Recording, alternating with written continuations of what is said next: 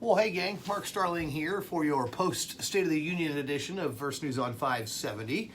So what'd you think?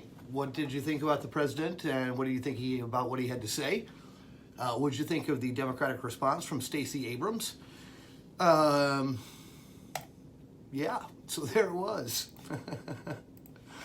I think there was a lot of parts of it that I found okay. There was some parts of it that I was there was some blatant, well, let's just say there was some blatant missteps on both sides.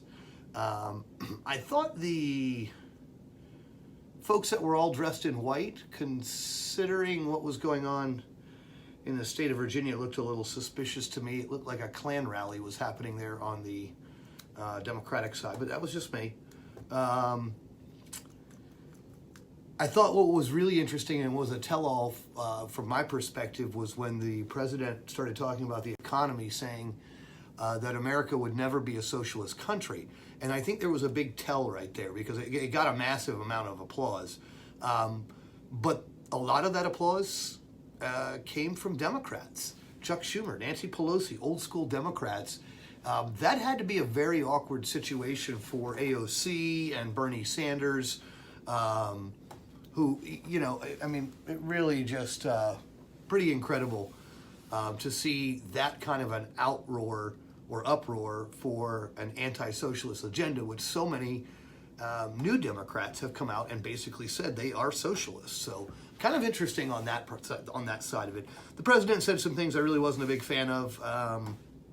You know, I don't know. Our political system is just an absolute dumpster fire right now. So I don't believe the State of the Union is strong. I will say that much. I believe the State of the Union is fractured at best. At any rate, we'll talk about it this morning. Bill Zimfer is going to be leading off our coverage this morning. There's another migrant caravan approaching the Texas border. Border Patrol and local authorities on high alert. Bill has the latest on that situation and what exactly could happen next. Dr. Carly Brown with us for Wellness Wednesday. How what you eat could be linked to having depression. Kind of a continuing series here in our talk about depression and anxiety.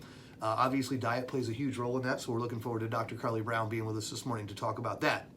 Ray Stajic will have the weather in depth for us. We'll go 2 or 3 days out and figure out exactly what we're looking at as far as the weather is concerned. I think I just got an alert on the phone here that says we're going to be seeing some rain about 4:50 this morning, so keep that in mind as you're getting ready for work this morning as well.